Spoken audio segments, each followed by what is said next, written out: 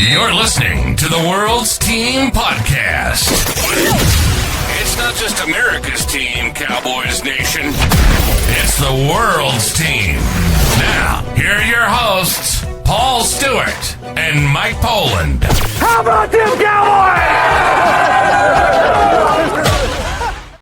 What's up, Cowboys Nation? Welcome to another episode of the World's Team Podcast, brought to you by the Believe Network. I am your host, Paul Stewart, and I'm joined as always, my brother in arms, Mr. Mike Poland. How we doing, bro? Yeah, good. We are deep now into the off-season program, so this is when content starts to dry up a bit. But there's still we've still got stuff to talk about. We've still got stuff we can dive into, and everything's all leading up to OTAs, and then it's into Oxnard. Then we can get into the nitty-gritty. Yeah, but before we do dive into that, I just want to let everyone know that this episode is brought to you by Cowboys Experience for the ultimate game day tickets, tailgates, stadium tours, all the above. Be sure to go to www.cowboysexperience.com and use the discount code WorldsTeam2025.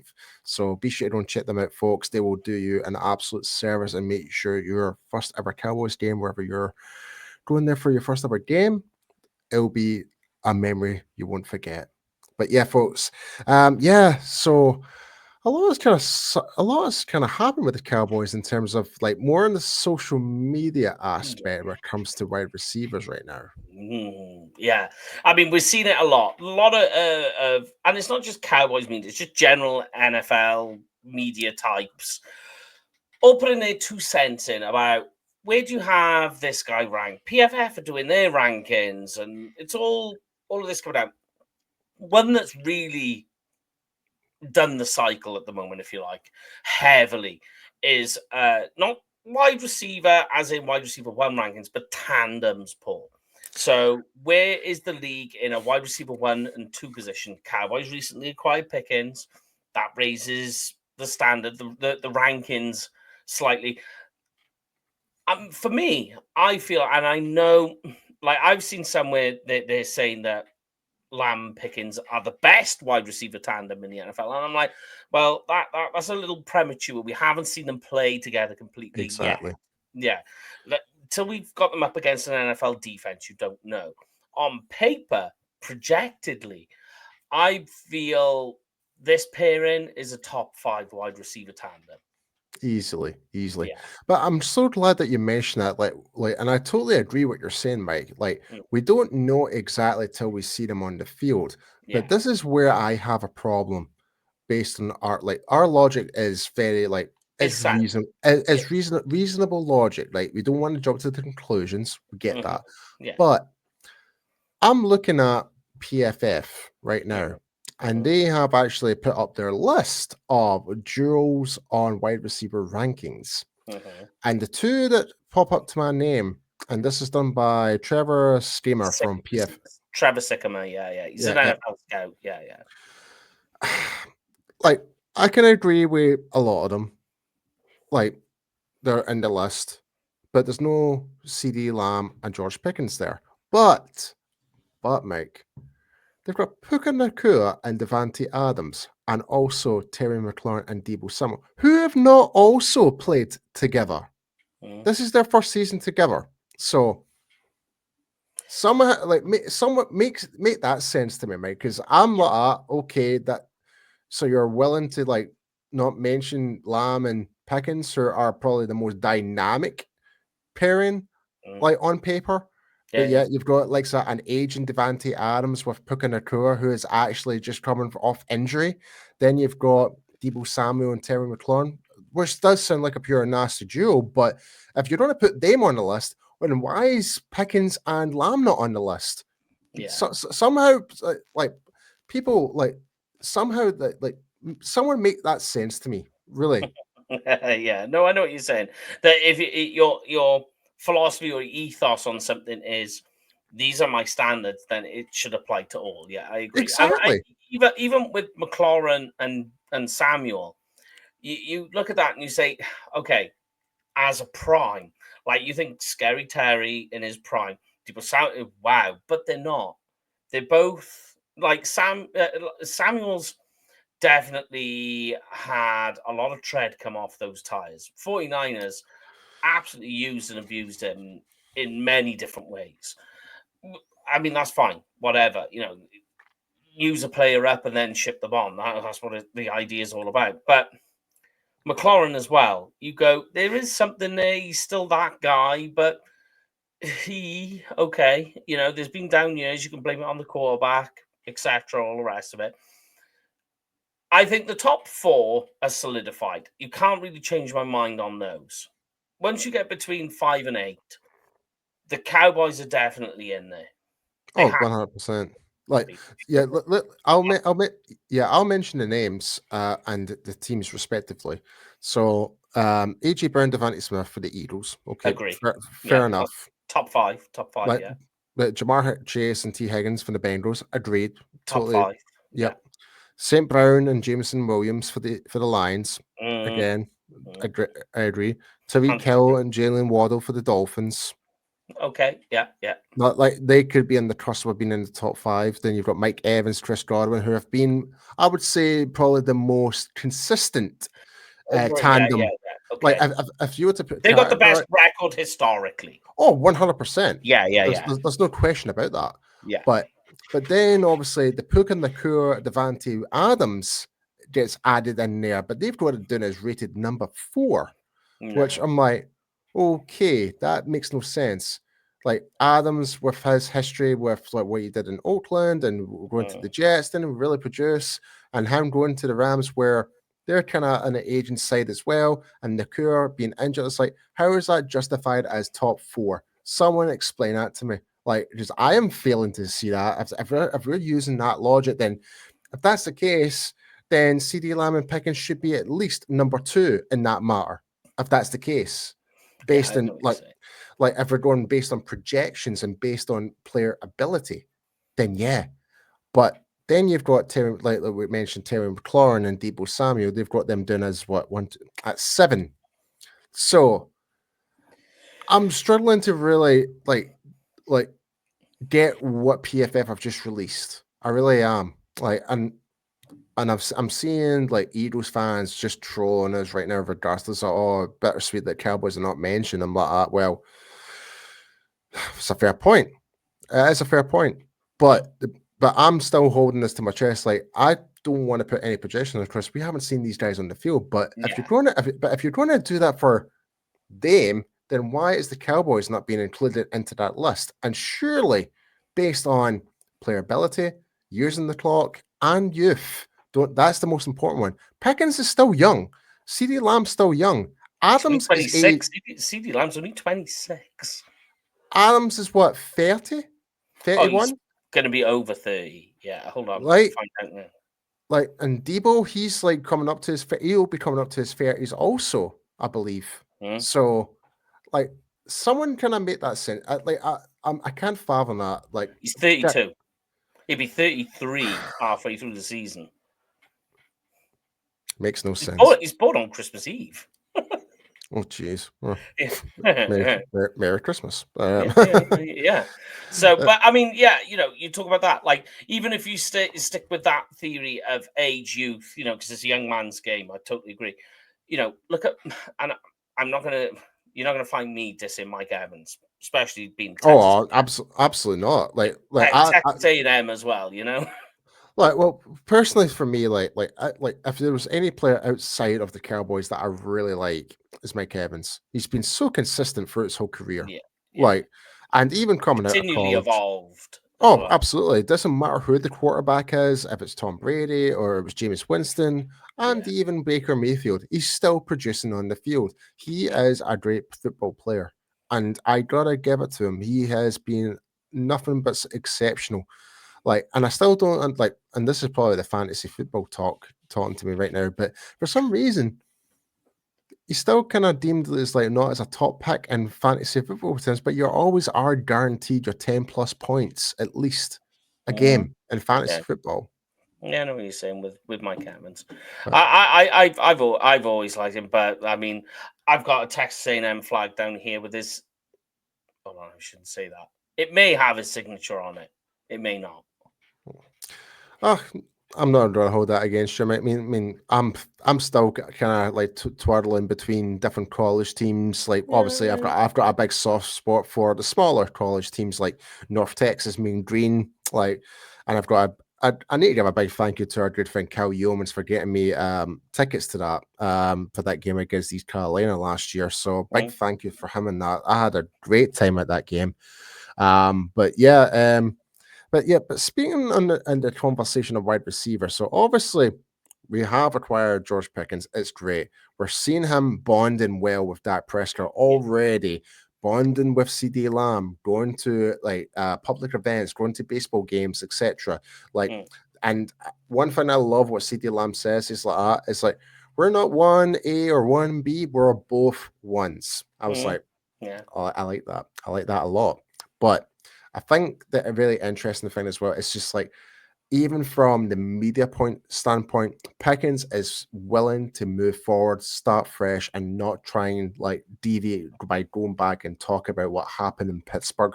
He's bringing in the right mindset already, and we're already getting the praise from Brian Schottenheimer yeah. He about mentioned it in his he mentioned it in his press conference. Yeah. Like, so I think everything, like in terms of what we're doing, and I don't know how many times we've said this, but everything in terms of an off season up till now, it seems to be ticking all the boxes.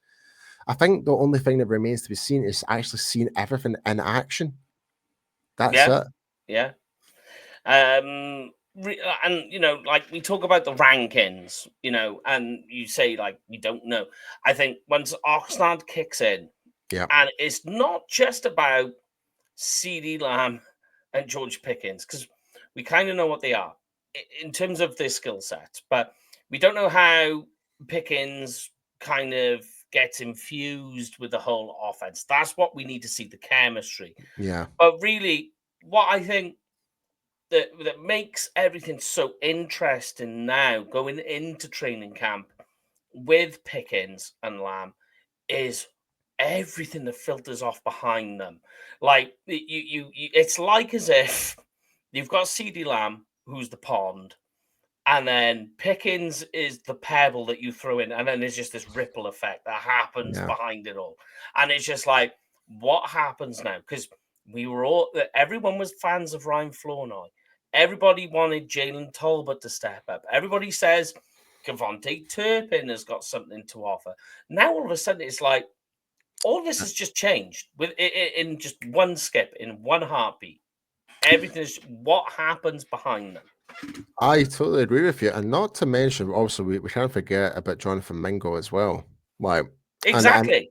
And just to add to that, like, and here's the thing, like, obviously, Lamb and Pickens are pretty much guaranteed the top dogs of our wide receiver. We know that. That's a given. Yeah.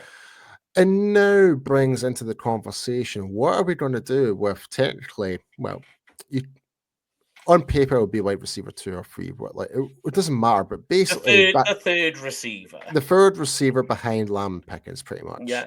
What's the fight there gonna look like? Like, because here's the interesting part: Mingo, 1 year contract left.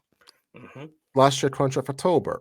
Then you've got other guys in there as well. Paris Campbell's been added in for a 1 year contract. There's so many factors. Even like Jalen Brooks as well, a forgotten man. Great, like he's always fantastic in training camp, but can he actually do what he can do on the training field? So, in terms of the position for being that third guy in the wide receiver room, the competition's fierce. The fight is on. Yeah. Oh, the fight is on, and I don't know about you, Mike, but I am excited to see this in training camp. I really am. How can you not be excited? like I know the whole talk's going to be Pickens and Lamb, but who's going to be in that more supportive role? Like who's going to be the one that's going to help create those separations for the likes of Lamb and Pickens? Who's going to be the one that's going to take in those short yards in the slot? Who's going to be the ones that's going to be that extra, like X-type wide receiver? Like we can talk about Jonathan Mingo. Like here's like so let's talk. In fact, let's talk about Jonathan Mingo, right? Yeah, go for it. So people need to remember last year, like in the situation where he was in at Carolina. He had Bryce Young. Like, don't get me wrong, Bryce Young is a good quarterback, but the problem was he had no offensive line. And the rest of the offense sucks. Yeah, and when you have no offensive line protecting your quarterback, you're not going to see the ball as much. So there's that. So, and I don't have the stats on me right now, mate, but it was roughly about what 400 odd yards that Mingo had, or something like that. 600 in his career, or last season. Oh, last season? No, it was not even. It was just over 100 yards. Oh, jeez. Yeah, it wasn't much at all. No, He has yet to score a touchdown in the NFL. I know that for a fact. But I think maybe last year it was. Hold on a minute, I get it for you now. Last year, in total, between obviously Carolina Panther and Dallas, quick maths, 166 yards. So it doesn't sound great, like on paper. Doesn't sound great. And also the fact that where he was given. But the thing, and not to mention, when he came to Dallas last year, he didn't really work with Dak Prescott. He worked more with Cooper Rush. So, and he was basically thrown into the wolves in that scenario where he had to really pick it up in a more simplified offense under Mike McCarthy at the time. Now he's got a full off season now.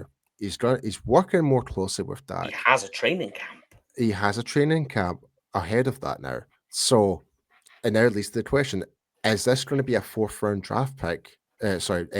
Trade. Sorry, it's going to work. It's going to work out, and I think it could potentially be be much so. Yeah, I have more faith in Jonathan Mingo coming to fruition than I did Trey Lance. Oh, 100%. I totally agree with you on that one. Like, and I do remember, mate, like from day one when that trade happened for Trey Lance, you were not a happy man. You were not. Like, I tried to look at the positive side of things, and by God, I was wrong on that one. I was There's really nothing wrong with having optimism. Like, I'm all for when the guy is on your roster, get behind them. Yeah, absolutely. You've got to be. That's the whole point of being a fan of your respected team. End of the day, but it just seemed like. But you need to think of it like as a business standpoint of view as well. As like it just made no sense. But the Mingo one, I totally get why we did it. Like, is it still a bit too rich? Time will tell. I think this is the season where we do actually get to see the Jonathan Mingo that was really touted in college. Like, let's not forget Cowboys, the Dallas Cowboys, Will McClay were really high on Jonathan Mingo in that year of the draft where Mingo was getting selected. Yeah. I had him on my board. I had him as a 2nd round pick. And that is where he went. And I went back and checked to have a look. I did a tweet on it about the rankings of the wide receivers this year and Jonathan Mingo. There was nothing. And like, you know, we've spoken to Sam Williams many times. And you ask Sam Williams about Jonathan Mingo, and he will tell you the dude is a baller. Yeah. Yeah. So I think that's something you need to kind of keep in mind. So there's the competition for that, the emergence of potentially of Jonathan Mingo. Then you go to the likes of Jalen Tolbert, who I, for one, thought, all things considering, last year, I still thought he had a better season than anticipated in some way, like especially in that Pittsburgh game where he took down that hit. Unfortunately, picked up the injury 2 plays after that. Yeah. But there is something there with Tolbert. Are we getting the best out of him as of right now? No.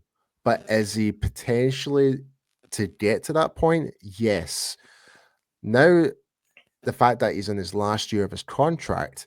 It's more than never for him to produce if he wants to remain as a Cowboy or pick up a more lucrative contract from if he wants to hit free agency. So he needs to go out there and produce this year if he wants his general NFL career to continue on. I think that's the way it's going to go. That really this year is his interview for the rest of the NFL. Oh, 100%. Yeah, 100%. I just think when you look at everything that's going on, they make the trade for Mingo, they make a trade for Pickens. Obviously, Cooks is gone.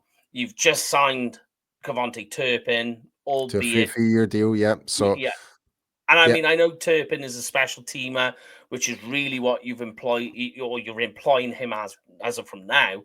But he still has plenty to offer as a wide receiver. Then you think, You've got Flournoy coming through. You still got Cropper. You just added 2 undrafted free agents. So Jalen Brooks as well. Again, he's also in the last year of his contract as well. No, he's in the 3rd year. He's got one more year after this. Oh, sorry. Thank you for correcting me. Yeah. So, but still, to your point, I agree. Like you've got Brooks coming through, who they were very high on. We had plenty of a lot of PR work on Jalen Brooks when he was drafted as to why. But you look at all of that, and then I just think Tolbert, he hasn't cracked it quite so much at this stage. I think they'll give him enough play time to prove himself. But beyond this year, I think they'll kind of cut ties at that point. In some way, I kind of disagree. And what you kind of mean, like, what I mean, like, he hasn't cracked it. He's doing all the right things in terms of getting himself in shape, doing what he needs to do. I think it was just more the fact of it could be potentially be play calling from Mike McCarthy, or given what the situation is. Because let's be honest, like, there's been moments last year, even as a deep threat, Tolbert looked great. He really did. But at the same time, there was moments where Tolbert looked like a lost puppy on the field. That's the issue. That could be, again, to be the play calling. It could be a misunderstanding what the quarterback maybe called the play, or audible. Sorry, there could be multiple factors here. But the core thing is with Jalen Tolbert, he does have skills there that we can utilize. It's now. It's now up to Brian Schottenheimer, Clayton Adams, our wide receiver coaches, to try and unlock that and try and be as consistent with that with Jalen Tolbert. That's the thing we're missing right now. Yeah. So, and now the fact that Jalen Tolbert is in his last year of his contract, it's more than ever. He needs to ball out this year. Like not even just for the Cowboys, but just for his general NFL career. If he wants to continue playing for, get that 4-year contract with us or with another team, he needs to go out there and play out regardless. Yeah. I think when you talk about Tolbert, his issue, I think it comes down to concentration. And that's why you see the issues. You see concentration drops, but you also see silly mistakes, not getting off the line as quick. That was 2 years ago, though, Mike. I know. I get what you're saying, though. Yeah, that's just the stem or the first piece of the puzzle when you break down the issues with Tolbert.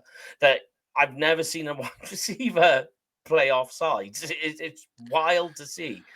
It was wild at the time, and I was one of the first people. I was absolutely angered by that, the fact that happened. But he learned his lesson, that's for sure. Never step offside again. well, then again, could that be one of the reasons why he wasn't getting the ball as much, because he was getting punished for it? We don't know. I just think you see the concentration in it, or in Tolbert, but you never know what transpires. As you say, the thing I think that goes in Tolbert's favor this year to say he's going to have a better year this year is the fact that he's on a contract year. Yeah. Yeah, and speaking about concentration, and I'm glad you mentioned that, Jalen Brooks, obviously you just kind of mentioned it, he's in his 3rd year with the Cowboys.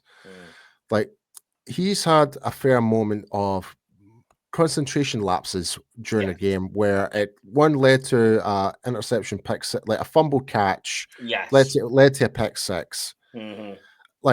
And the thing is with Jalen Brooks, he's been outstanding in training camp. He's been like one of those Dennis Houstons, really stands out for the crowd. It's like, oh, this guy could really be something. But when he actually gets on the field, we're not really seeing the potential, even with when we had Cooks out, we had CeeDee Lamb having to take reps out.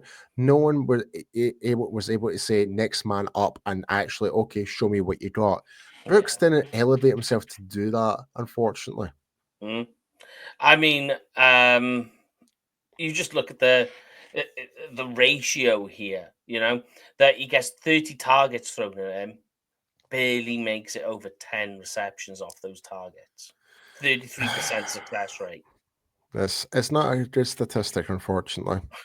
No. But again, when you watch him at training camp, he's making these ridiculous catches left, right, and center. And you're like, okay, where's this guy been? We keep saying it every training camp. Man, Jalen Brooks could be the guy. It's but when it comes to actually being on the roster and being on the field, being on the road, it's like, where's the guy from training camp? It's an absolute shell of this guy. I mean, I want Jalen Brooks to go out and absolutely ball out. Absolutely. I want Tolbert to go out and ball out and really fight for that new contract. I want Jonathan Mingo to go out there and show why the Cowboys traded for him and prove everyone wrong, why it was just such a dire situation in Carolina. So, and even with the likes of Ryan Fournette, who's got a lot more of an uphill battle to try and get on this roster now because we've brought in likes of George Pickens. And I will add as well, the situation at Pittsburgh, when you really think about it, who was throwing the ball to George Pickens? What was the state of that offense in Pittsburgh? What was the state in terms of the whole situation in Pittsburgh in general? When you think about it, of all the wide receivers, we mentioned this in the last episode, all the previous wide receivers, Chase Claypool, Antonio Brown, Martavis Bryant, the list goes on, right? All these great wide receivers for Pittsburgh, and somehow it just it ends up in tears. It's like, why do we not keep this guy, or why did we trade him away, etc. And then you look at who the quarterbacks Pickens had: Mason Rudolph, Russell Wilson, who's been in a decline since Seattle, Kenny Pickett. Good luck with that. And I can't even remember who the fourth one is actually. Justin Fields. Justin Fields, yeah. Yeah. So you've had there was just no consistency with that Pittsburgh team. It was like one quarterback one week, one quarterback the other. So how's wide receiver supposed to build a connection with their exactly? So from that point of view, with Josh Pickens now coming to Dallas, where we do have a solidified quarterback in Dak Prescott, he's got a brand new weapon along with CeeDee Lamb. They're already bonding. We're seeing that from DallasCowboys.com of the photos of them really look as though they're having fun at the OTAs, etc. Like the wee mini camps and stuff like that. They look as though they're getting right on the right page from the get-go. And even just from, like I mentioned, Brian Schottenheimer is praising Pickens left, right, and center. How he says, even though he's still got a little bit of catch up to do in terms of the playbook, etc., but he's doing everything right. He's asking all the right questions. He's doing this. He's doing this. He's doing that. So, from that standpoint, it's all this media jibber jabber, what you want to call it, or Pickens is a bad seed and stuff like that. So far from I can see, George Pickens is doing everything what any player, any coach wants him to do, is actually be in the building, learn the playbook, bond with your teammates, and look forward, move forward. Here's an interesting one for you, right? A lot of people saying this, that, and the other about George Pickens. Some people putting a negative spin on it. Here's a positive spin for you. Is AJ Brown from the Philadelphia Eagles came out this week. I think it was Tuesday, and I wrote on it. He came out and said that the Dallas Cowboys are serious contenders and Philadelphia Eagles are in fear of facing Cowboys because of the Pickens trade. Yep. That's an NFC East rival, division rival. When they say that, particularly of somebody of the same position, these teams intimately, especially their weaknesses. You're talking about a position that you know very well. AJ Brown, you could say what you want, right? I know it's an Eagles player. He's still a talented wide receiver, okay? Without a shadow of a doubt. Yeah. And if a guy of that caliber is talking about a particular trade that your division rival makes, and it says it puts fear in the team, that he's already saying that last year the Cowboys got absolutely trounced by the Eagles, especially that last game on the road. I mean, less we talk about that, the better, Mike. yeah. But he doesn't feel that that's going to happen again, and he's pointing really right down the barrel of because the Cowboys made this trade for Pickens.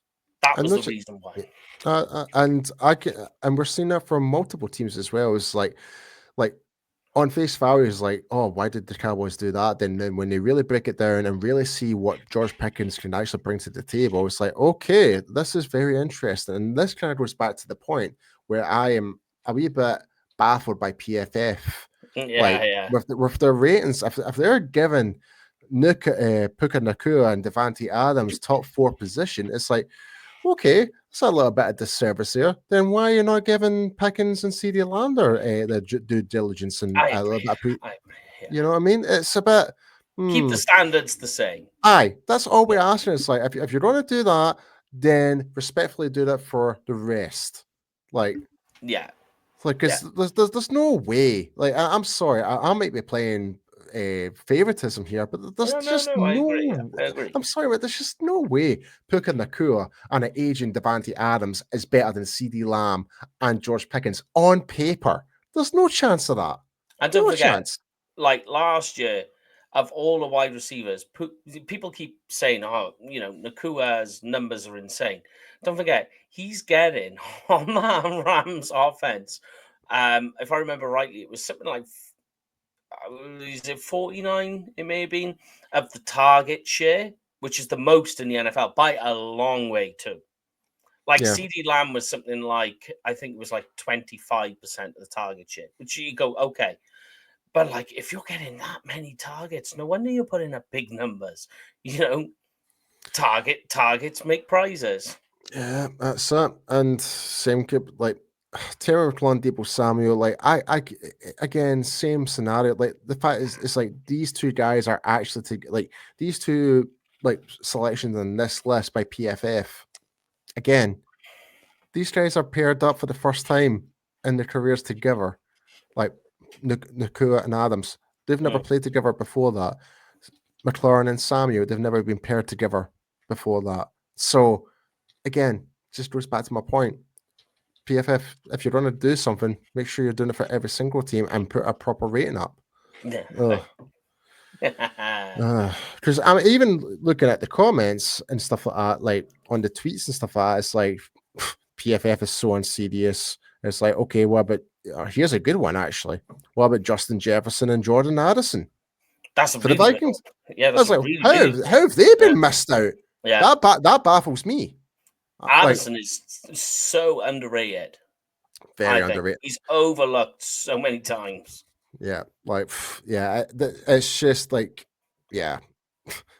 just take it with a pinch of salt, ladies and gentlemen. What PFF maybe done. I think PFF, what they've probably done, because this is PFF, is they probably gone, what were their grade scores, and then looked at the combined scores of both receivers and gone, there we go. So gone through in the numbers. Then they're the highest grades. Don't get me wrong. There's a lot of good things PFF do good. The grading system, I'm on.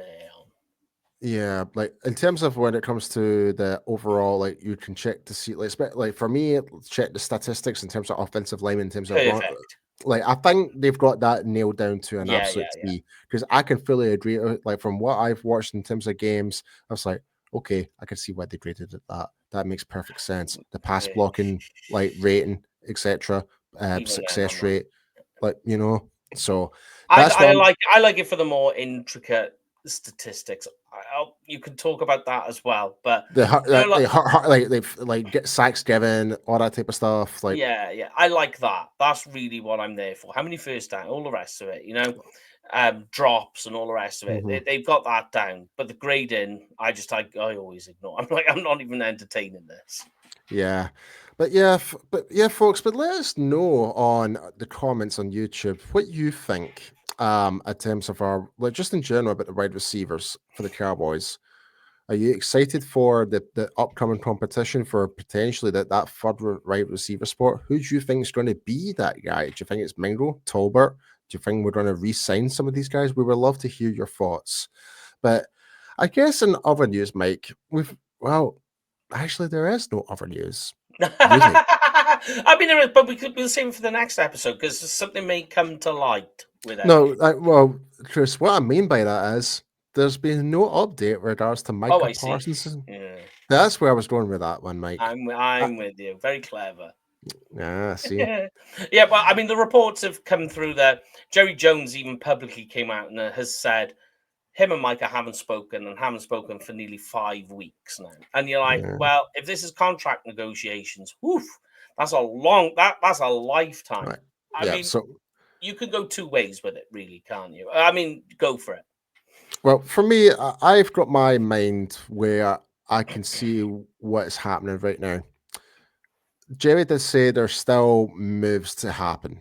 Yes. He did say that. Mm. That could have a knock-on effect in terms of what we can offer per year. Like if we were to bring someone else in, like so. I'll finish my point and Yeah. Okay. see and let you respond. Mm. So there could be certain cuts. There could be certain acquisitions that might affect the cap in terms of what we do.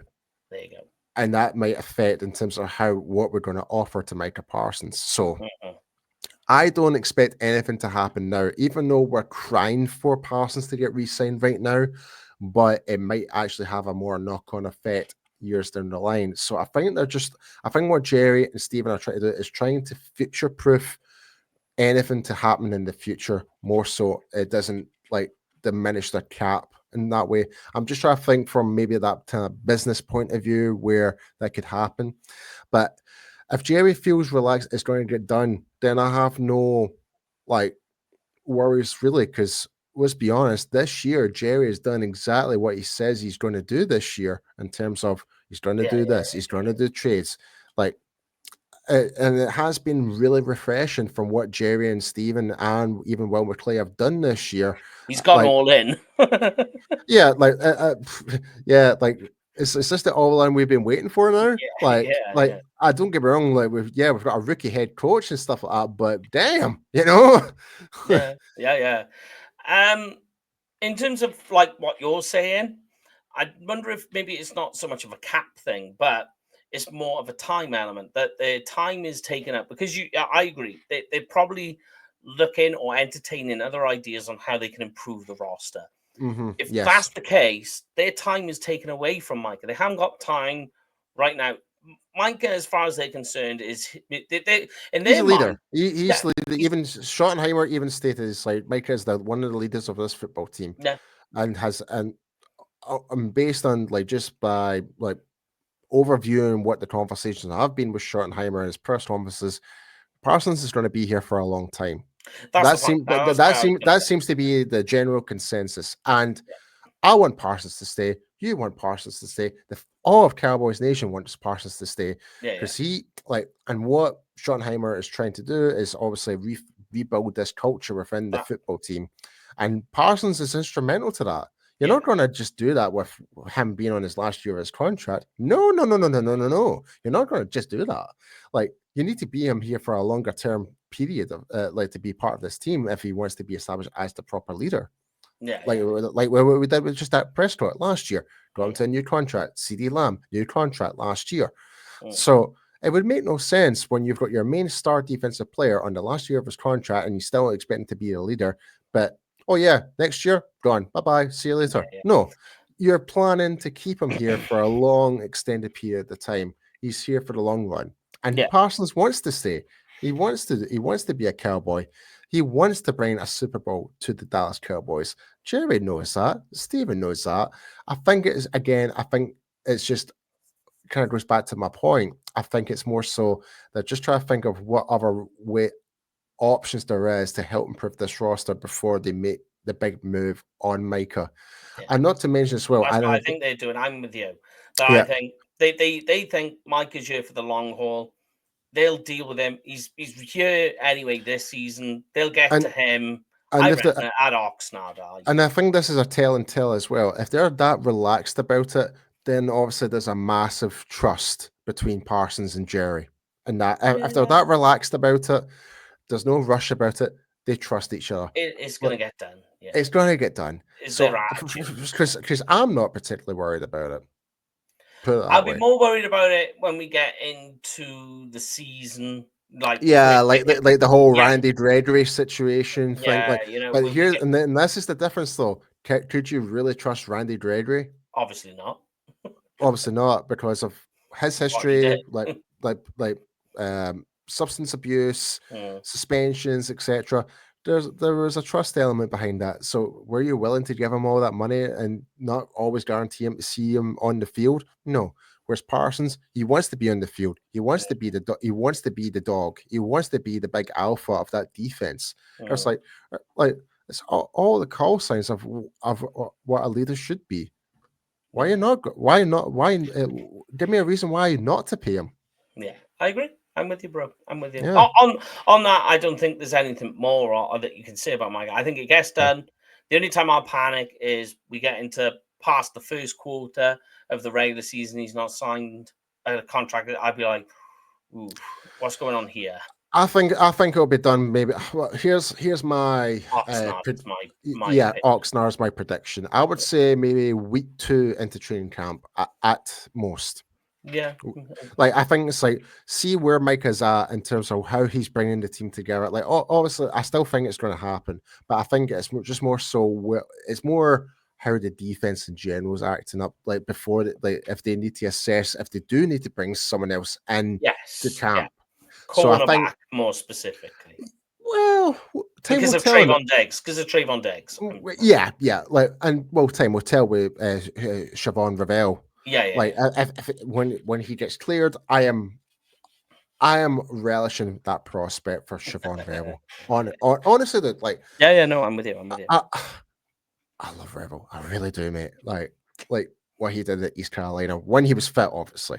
Yeah. He was an absolute dog in that field. Like he was everywhere, man. Honestly. But we just need to be patient and wait. That's all we really can do, and that's exactly what we're gonna do. But yeah, folks.